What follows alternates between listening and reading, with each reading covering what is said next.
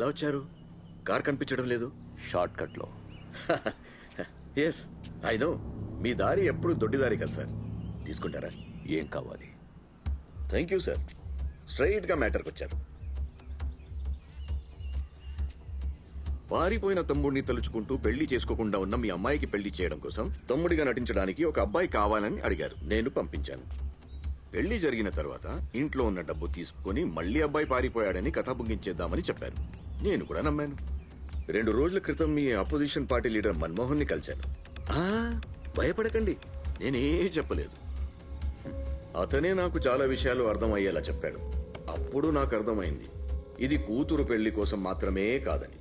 15 సంవత్సరాల క్రితం కొడుకుని పోగొట్టుకున్న ఒక తండ్రి అనే జాలితో జనాలు మీకు ఓట్లేసి గెలిపించారు. అదే సింపతిని యూజ్ చేసి హ్యాట్రిక్ ఎమ్మెల్యే కూడా అయిపోయారు. కానీ ఇప్పుడు కన్న కొడుకునే కాపాడుకోలేని ఇతను మనల్ని ఎలా కాపాడగలడని ప్రజలకు మీ మీద అనుమానం వచ్చేసింది. ఈ అపనమ్మకం మీ ఇమేజ్ ని స్పాయిల్ చేసి ఎలక్షన్ లో గెలవకుండా చేసేస్తుందని మీకు భయం పట్టుకుంది. అప్పుడే ఒక మాస్టర్ ప్లాన్ వేశారు.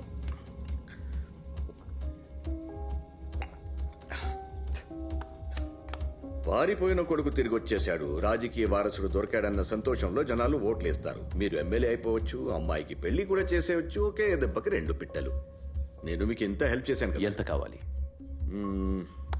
నేను మాటికి మీ ముందు చేయి చాచడం it's not comfortable for me. 1 time settlement 2 crores. కొంచెం తక్కువే. ఆయన మనం ఇద్దరం ఫ్రెండ్స్ కదా. Deal okay? ఎస్.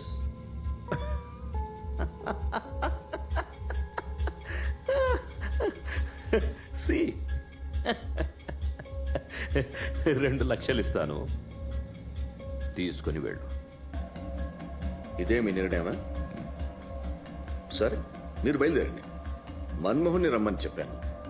మన మధ్య డీల్ ఓకే అయితే అతనికి గుడ్ బై చెప్పి వెళ్ళిపోదాం అనుకున్నాను. బట్ అతనితో చిన్న పని ఉందిలే. నువ్వేం చెప్పినా ఎవరు నమ్మరు. నా మీద జనాలకు నమ్మకం ఉంది. You are a bad politician. I'm an ugly police officer.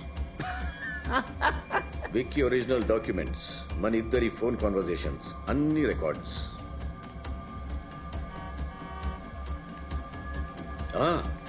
Manmohan వచ్చేసాడు, మీరు బయలుదేరండి. నీలాంటి రాజకీయ నాయకుడి ముందు బట్టి చేతులతో ఉండడానికి నేనేమైనా మూర్ఖుడినా?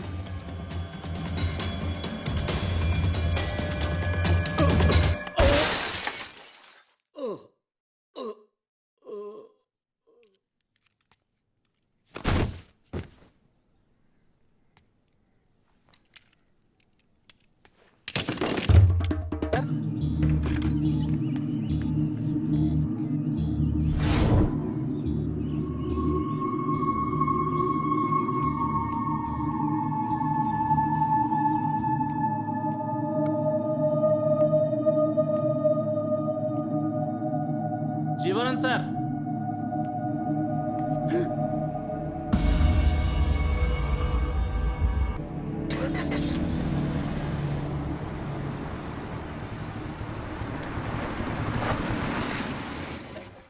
ఇటువైపు కారు ఏమైనా వెళ్ళిందా? సార్, ఏ కారు వెళ్ళలేదు సార్. ఇది రిజర్వ్ ఫారెస్ట్ ఏరియా. ఇటువైపు ఎవరిని వెళ్ళనివ్వం. సార్, డిక్కీ ఓపెన్ చేయండి. ఏయ్, నేనెవరో తెలీదా? సీసీటీవీ కెమెరా ఉంది సార్. ఎవరినైనా సరే చెక్ చేసి పంపించాలి. కోఆపరేట్ చేయండి. పోయి చూడు.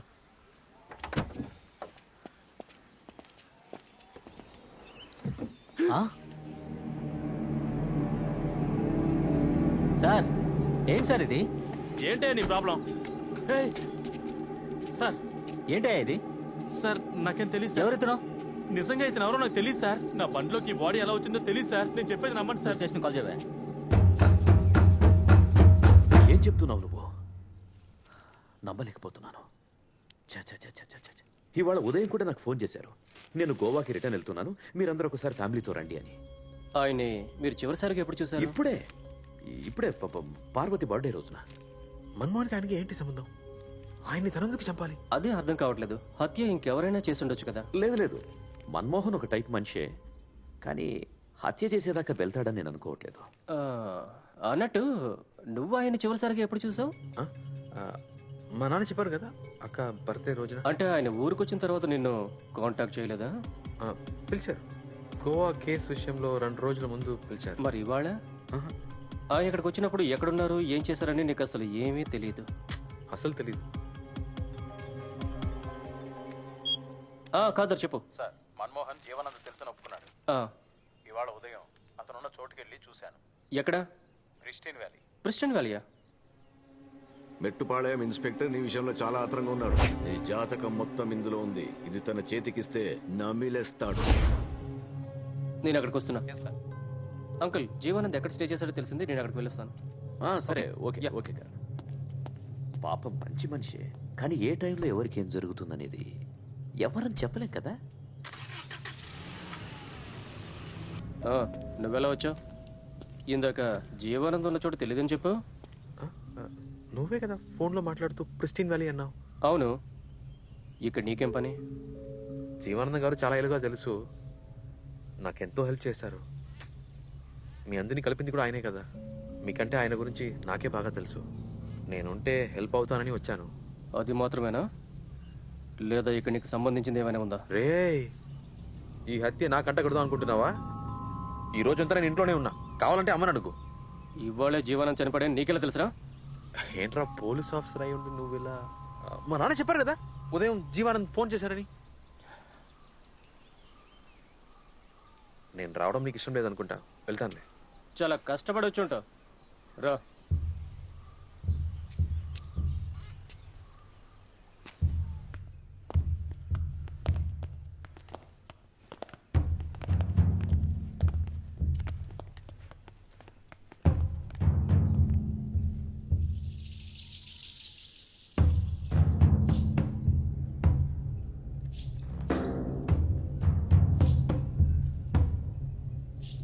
మొత్తం అంతా చెక్ చేయండి, ఏది మిస్ కాకూడదు. Yes sir.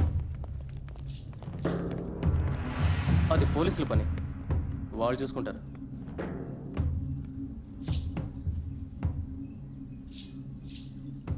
మన్మోహనే చంపేసి ఉంటాడని నమ్ముతున్నావా? నాకేం తెలుసు? నువ్వు నమ్మలేదని మాత్రం తెలుస్తుంది. బట్ ఏం చేయాలి? దొరికిన ఆధారాలన్నీ నీకు వ్యతిరేకంగానే కదా ఉన్నాయి. మన్మోహన్ని ఎంక్వైరీ చేసినప్పుడు జీవానంద్ ఏదో ముఖ్యమైన విషయం గురించి మాట్లాడాలని అతను ఇక్కడికి పిలిచారు. వచ్చినప్పుడు ఇక్కడ ఎవ్వరూ లేరు. నేల మీద ఈ బ్లడ్ని మాత్రమే చూశాడు. ఆ టైంలో బయట ఒక గ్రే కలర్ కారు వెళ్ళడం చూశాడు.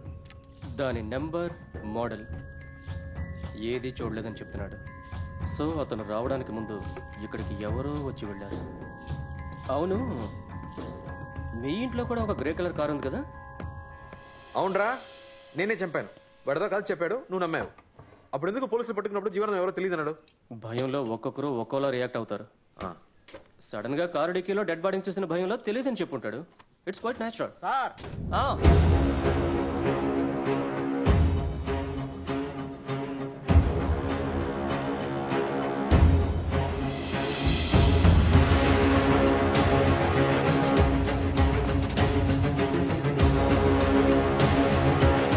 ఏంటి? Sir cash.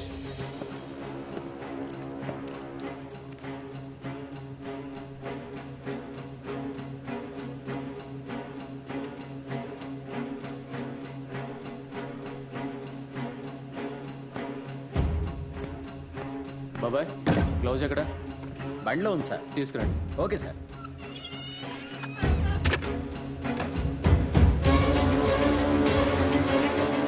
నీ జాతకం మొత్తం ఇందులో ఉంది.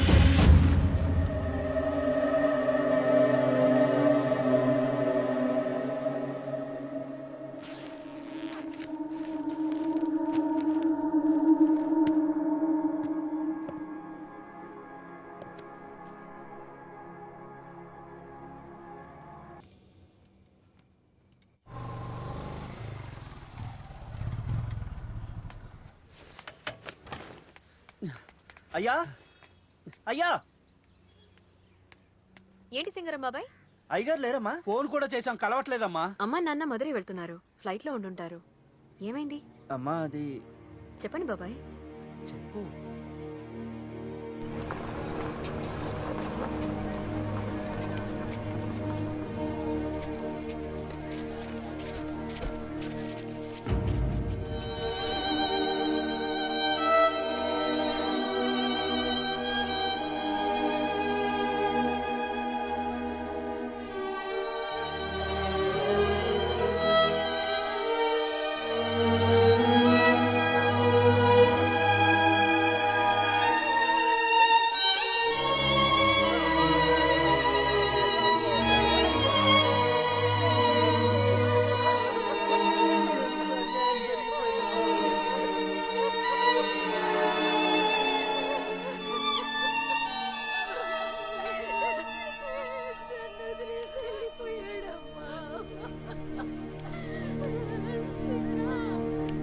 రేయ్, వాళ్ళు మళ్ళీ వస్తున్నారు. వాళ్ళు మన ఊరికి అవతల పడరా? వదిలే. రేయ్, ఆపండి, వదిలే. వదలొద్దు. రేయ్, ఆపండి, వదిలే. వాళ్ళ కిందకి తెచ్చండి.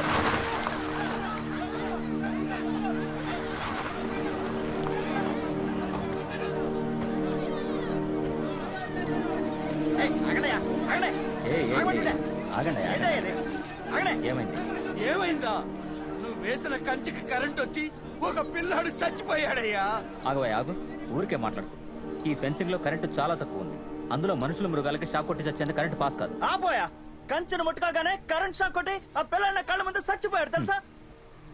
ఇంకా ఎంత కాలం ఈ జనాలందరినీ ఇలా మోసం చేస్తారు? ఏంటో మనం ఇలా మాట్లాడుతున్నావు? నిజంగా మేము అబద్ధం చెప్పలేదమ్మా. చెప్పండి సార్. కావాలంటే మీరే ఎవరైనా వెళ్ళి ముట్టుకొని చూడండి, లేదంటే మా వాళ్ళని పంపిస్తాను. వీళ్ళని ఇక్కడ నుండి వెళ్ళగొట్టడానికి నువ్వు ఎంతగా దిగజారుతావో నాకు బాగా తెలుసు. నా ప్లేస్ లో నేను ఫెన్సింగ్ వేస్తే తప్పేంటి?